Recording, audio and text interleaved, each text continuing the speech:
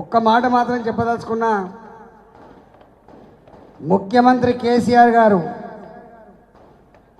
Etela Rajender Antony ముఖం అసెంబ్లీలో కనపడద్దని హుకుం జారీ చేసి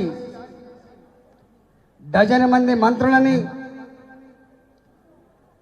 పదుల సంఖ్యలో ఎమ్మెల్యేలని, ఎమ్మెల్సీలని, వందల సంఖ్యలో వివిధ హోదాలో ఉంటుండే నాయకులని,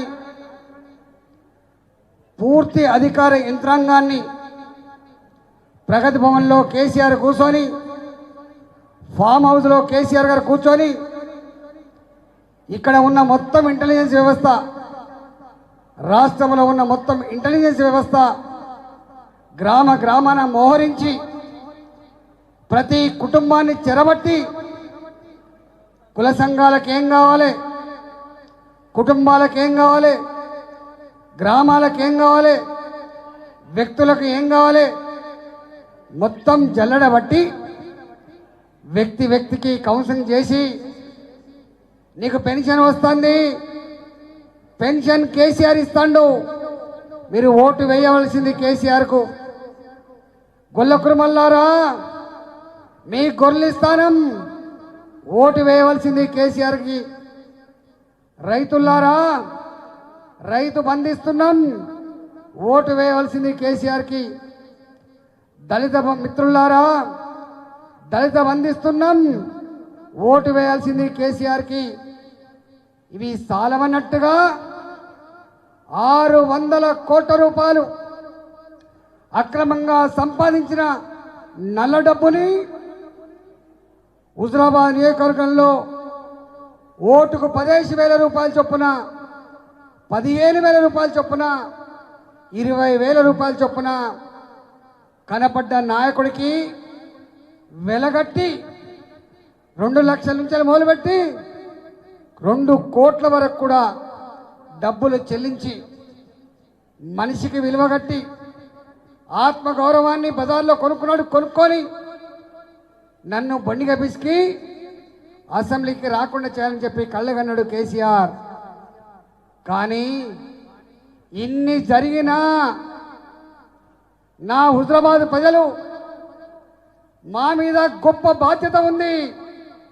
యావత్ తెలంగాణ జాతి మాత్రమే కాదు, ప్రజాస్వామ్యాన్ని కాంక్షించే 135 కోట్ల భారతీయులు, తెలుగు మాట్లాడేటువంటి వాళ్ళు ఆంధ్ర కావచ్చు, తెలంగాణ కావచ్చు, అమెరికాలో ఉండొచ్చు, వాళ్ళు దుబాయ్లో ఉండొచ్చు, బొంబాయిలో ఉండొచ్చు, వాళ్ళు సూరత్లో ఉండొచ్చు, షోలాపూర్లో ఉండొచ్చు, వాళ్ళు హైదరాబాద్లో ఉండొచ్చు. వాళ్ళందరి ఆత్మగౌరవాన్ని నిలిపే బాధ్యత హుజరాబాద్ ప్రజలమైన మా చేతుల్లో ఉందని చెప్పి భావించిండ్రు. 6 నెలల కాలం ఎన్నికలు ఎప్పుడు ఇంతకాలం జరగవు. 20 రోజుల ఎన్నికలు భరించడానికే ఆ క్యాండిడేట్కి చేత కాదు, పార్టీకి వశపడదు, ప్రజలు దాంట్లో పాల్గొనడానికి కానీ భరించడానికి కానీ శక్తి ఉండదు. కానీ నా హుజరాబాద్ 6 నెలల కాలం పాటు ఆ ఎన్నికల రణగుణ ధనాన్ని భరించింది, అణిచివేతను చవిచూసింది. కానీ ప్రజలు కోరినట్టుగా ఆత్మగౌరవ బావుట ఎగిరేయాలని చెప్పి కళ్ళగన్నది.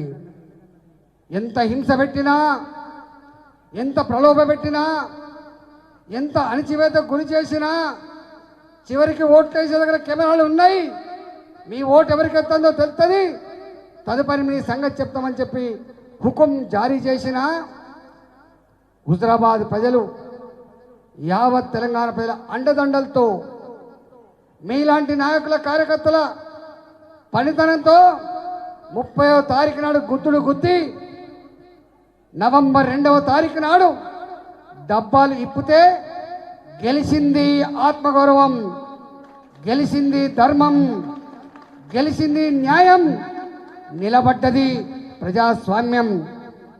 ఏనాటికైనా తాత్కాలికంగా ధర్మం ఓడిపోతుండొచ్చు కాక, కానీ అంతిమ విజయం ధర్మాందే అని, అంతిమ విజయం ప్రజాస్వామ్యాన్ని మాత్రమే అని, అంతిమ విజయం డాక్టర్ బాబాసాహెబ్ అంబేద్కర్ అందించినటువంటి రాజ్యాంగం అని చెప్పి చెంప చెల్లు అనిపించింది హుజురాబాద్. యావత్ జాతిని తట్టి లేపింది హుజురాబాద్. డబ్బుకు స్థానం లేదని, ప్రలోభాలకు స్థానం లేదని, మద్యానికి స్థానం లేదని, చరిత్ర నిర్మాతలు నాయకులు కాదని, చరిత్ర నిర్మాతలు ప్రజలే అని చెప్పి తేల్చి చెప్పింది హుజురాబాద్. నాకు తెలిసి ఎమర్జెన్సీ తర్వాత యావత్ దేశ ప్రజానీకం, ప్రపంచంలో ఉన్న ప్రజానీకం అంతా కూడా ఎదురు చూసిండ్రు ఆనాడు ఎన్నికలు జరిగితే ఏం జరగబోతుందో. ఆనాడు కూడా ప్రజలు అధికారాన్ని కట్టబెడితే ఎమర్జెన్సీని రుద్ది వందల మందిని పొట్టలు పెట్టుకొని వేలాది మంది మీద కేసులు పెట్టి జైలు పెట్టి లక్షలాది మంది కోట్లాది మంది ప్రజానీకాన్ని హింసకు గురి చేస్తే ఆనాడు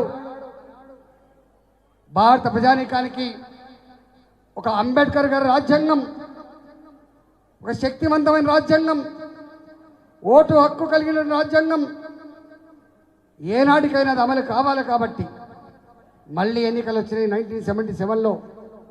75 ఎమర్జెన్సీ తర్వాత 2 సంవత్సరాల చీకటి అధ్యాయం తర్వాత 77లో మళ్ళీ ఎన్నికలు వస్తే ఆనాడు కశ్మీర్ నుంచి మొదలుపెట్టి కన్యాకుమారి వరకు, అరుణాచల్లో మొదలుపెట్టి గుజరాత్ వరకు అన్ని రాష్ట్రాల వాళ్ళు వేరు వేరు భాషలు కలిగి ఉండొచ్చు కాక, వేరు వేరు సంస్కృతులు కలిగి ఉండొచ్చు కాక, కానీ ఎమర్జెన్సీని ఓడగొట్టాలని, దానికి కారణమైన ఆనాడు నియంత్రణతో ప్రభుత్వాన్ని గద్దెదించాలని, అట్లాంటి దానికి దేశంలో స్థానం లేదని చెప్పి చెంప చెల్లుమనిపించాలని ఆనాడు ఆ నియంతృత్వాన్ని ఓడగొట్టి ఒక్కొక్క ఎంపీ 4 లక్షలు 5 లక్షల మేరతో గెలిపించి ప్రజాస్వామ్యాన్ని నిలబెట్టింది 1977లో జనతా పార్టీ రూపంలో ఉన్న విషయాన్ని మనం మర్చిపోవద్దు. 77 తర్వాత మళ్ళీ ఇవాళ హుజురాబాద్లో అంత శక్తిని ప్రదర్శించినప్పటికి కూడా ఈ తరం రాజకీయ నాయకులకి ఒక భయం పుట్టుకున్నది. ఒక కౌన్సిలర్ కావాలంటే కోట్ల రూపాయలు కావాలి, ఒక కార్పొరేటర్ కావాలంటే 3 కోట్లు 4 కోట్లు కావాలి, ఒక ఎమ్మెల్యే కావాలంటే 20 కోట్లు 30 కోట్లు కావాలి, ఒక ఎంపీ కావాలంటే 50 కోట్లు 100 కోట్లు కావాలనేటువంటి ఈ రోజులలో రాజకీయాల మీద విరక్తి కలిగి పేదవాడికి అందుబాటులో లేవు, ఉన్నవాడికే రాజకీయాలు అందుబాటులో ఉన్నాయని చెప్పి దిగాలు పడ్డ రాజకీయ వ్యవస్థకి మళ్ళీ ఒకసారి ఊపిరి పోసింది.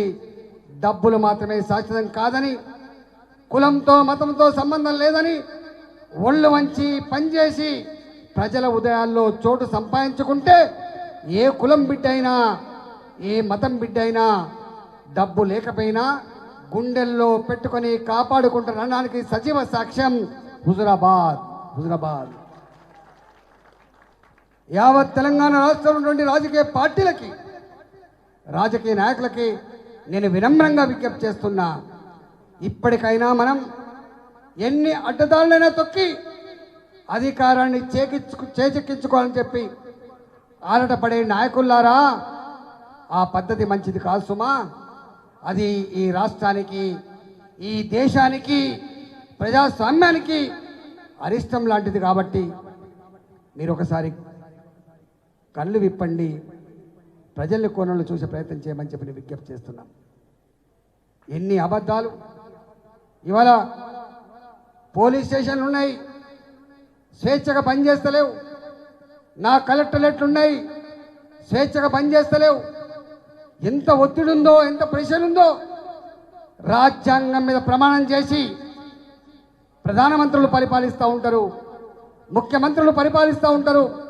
రాజ్యాంగం యొక్క చట్ట పరిధిలో నా వ్యవస్థ పనిచేస్తూ ఉంటుంది, నా కలెక్టర్ల వ్యవస్థ పనిచేస్తూ ఉంటుంది, నా పోలీసు వ్యవస్థ పనిచేస్తూ ఉంటుంది, ప్రభుత్వ యంత్రాంగం పనిచేస్తూ ఉంటుంది. కానీ ఇవాళ అన్ని సంవత్సరాలు చదువుకున్న అనుభవం కలిగిన ఒక ఐఏఎస్ ఆఫీసర్, అంత అనుభవం కలిగిన ఒక ఐపీఎస్ ఆఫీసర్ స్వేచ్ఛగా రాజ్యాంగబద్ధంగా ప్రజలకు సేవ చేసే భాగ్యం కలగకపోవడం అనేది దురదృష్టంగా భావిస్తూ ఉన్నా. బాబాసాహెబ్ అంబేద్కర్ గుడిసెల్లో ఉన్నవాడికైనా, మేడల్లో ఉన్నవాడికైనా, ముఖ్యమంత్రికైనా, సామాన్య పౌరుడికైనా మాట్లాడే స్వేచ్ఛనిచ్చింది. ఒకటే ఓటు హక్కునిచ్చింది. స్వేచ్ఛగా బతికేటువంటి అవకాశం ఇచ్చింది. కానీ ఇక్కడ మాత్రం బాబాసాహెబ్ అంబేద్కర్ గారు రచించినటువంటి రాజ్యాంగానికి బదులుగా సొంత కవిత్వం, సొంత రాజ్యాంగాన్ని అమలు చేసే ప్రయత్నం చేస్తూ ఉన్నారు. కానీ వాళ్ళు అనుకుంటున్నారు, వాళ్ళు పిల్లి కళ్ళు మూసుకొని పాలు తాగుతుందని చెప్పి భావిస్తుంది. కానీ వందల కళ్ళు చూస్తున్నాడుగా వాళ్ళకు అర్థం కాదు. ఇవాళ నేను తెలంగాణ రాష్ట్రంలో జరిగే పరిణామ క్రమాన్ని తెలంగాణ ప్రజలు నిశ్శబ్దంగా, మౌనంగా దాన్ని చూస్తూ ఉన్నారు. ఎప్పుడు దాన్ని బద్దలు కొట్టాలి, ఎప్పుడు దాన్ని ఇక్కడి నుంచి పారదోలాలని చెప్పి ఎదురు చూస్తూ ఉన్నారు. రేపు ఎన్నడూ ఎప్పుడు ఎన్నికలు వచ్చినా కూడా ఈ నియంతృత్వ పరిపాలనని, ఈ కేసీఆర్ అహంకారాన్ని ఓడగొట్టాలని చెప్పి కృతనిశ్చయంతో ఉన్నది ఇవాళ. హాయ్ ఫ్రెండ్స్, మా టుడే టుమారో యూట్యూబ్ ఛానల్ చూస్తున్నందుకు చాలా థ్యాంక్స్. మరిన్ని లేటెస్ట్ వీడియోస్ కోసం వెంటనే సబ్స్క్రైబ్ చేయండి. అలాగే ఈ బెల్ ని కూడా రింగ్ చేసేయండి. మా నోటిఫికేషన్స్ అన్ని మీ మొబైల్లో వస్తాయి. అలాగే మా వీడియోస్ మీకు నచ్చితే లైక్ చేయండి, షేర్ చేయండి, నచ్చకపోతే కామెంట్ చేయండి.